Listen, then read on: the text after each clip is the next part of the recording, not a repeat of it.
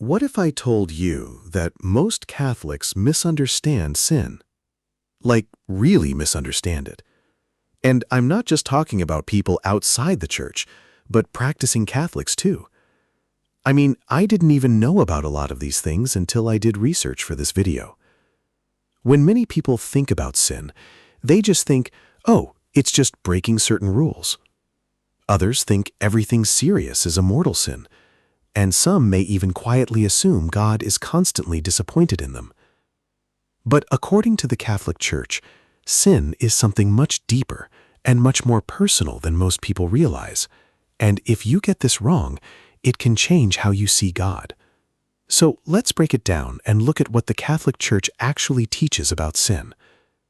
When people hear talk about Catholics and sin, the first words that usually come to mind may be rules, guilt, confession, or fear.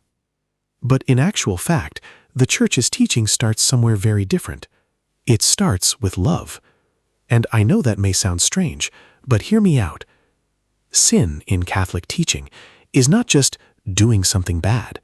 It is doing something that damages a relationship with God, with others, and even with yourself.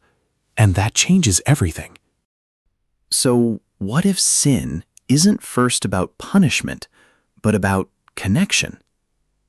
In fact, the Catechism of the Catholic Church defines sin as an offense against reason, truth, and right conscience. But that sounds abstract, even overcomplicated, right? So let's simplify it. Sin is basically this: choosing something less than love. Not just breaking rules, but breaking trust. In essence, every sin is a movement away from God, who is, as we know, love itself. That's why sin always has consequences, not because God is keeping score, but because love can get distorted. For example, lying isn't just breaking a rule. It breaks trust. It changes relationships. It creates distance.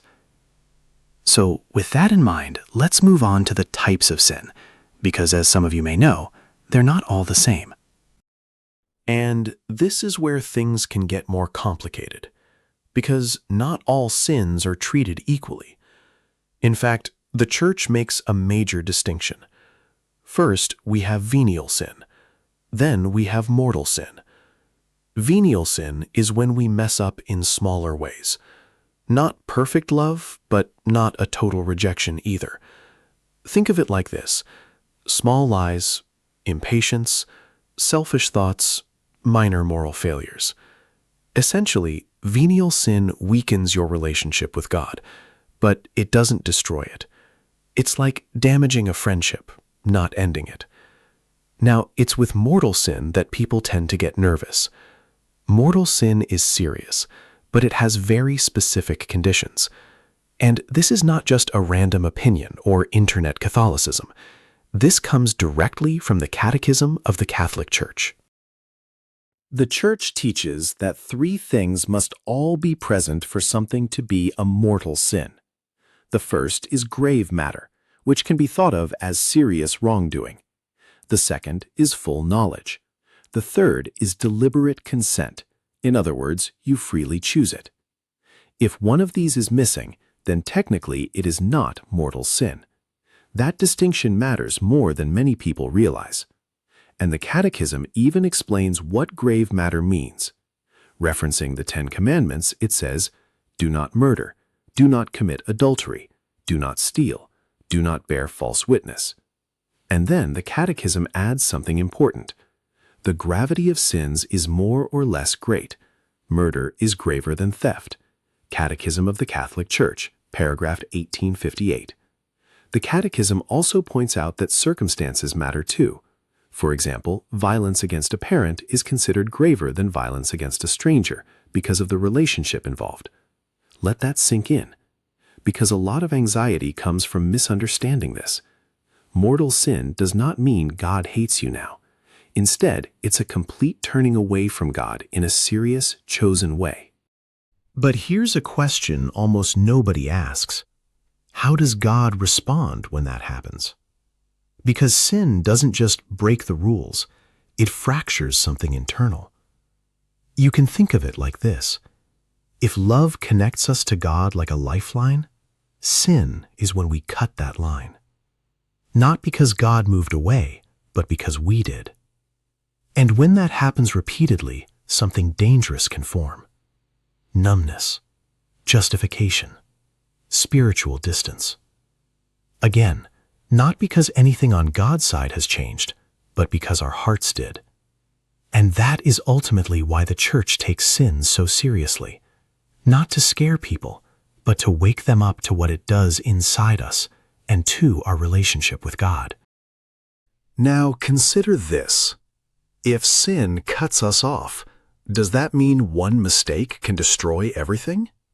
In short, no, not in the way that many people think. This is where Catholic teaching becomes radically different from how many people imagine it. The Church does not teach that one mistake and you're done, or that God is waiting to punish you. Instead, it tells us something much more intense. That God is always and actively seeking to restore the relationship. That is the heart of confession. It's not a courtroom. It's not humiliation. It's healing. The sacrament of reconciliation is where that broken connection, that cut line, is restored. And this matters, because even mortal sin is not the end of the story. Not even close. Why? Because grace is always stronger than sin. So, if God always forgives, why then does sin even matter so much? And that's an important question, and one that opens up something deeper. God is merciful, always. But sin is still serious because it has real effects.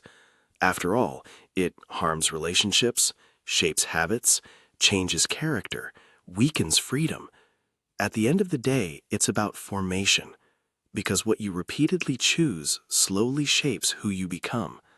So the Church warns against sin, not because God is fragile, but because we are. At its core, Catholic teaching on sin is not about restriction, fear, or control. It's about restoration. The goal is not to make you feel guilty or anxious. It's the freedom to love fully. Because the Church believes that we are most human when we are most loving. And ultimately, sin pulls us away from that. So everything, the teaching, confession, morality, it's ultimately aimed at one thing: rebuilding love where it was broken. So maybe instead of focusing on whether or not something is considered breaking the rules or what type of sin is involved, maybe just ask yourself, what is pulling me away from love and what is bringing me back? Because at the end of the day, the Catholic understanding of sin is not about fear of falling short. It's about the invitation to return again and again and again, no matter how far away you feel. If you enjoyed this video, consider subscribing to Catholic Story Studio for more Catholic teaching, stories, and reflections.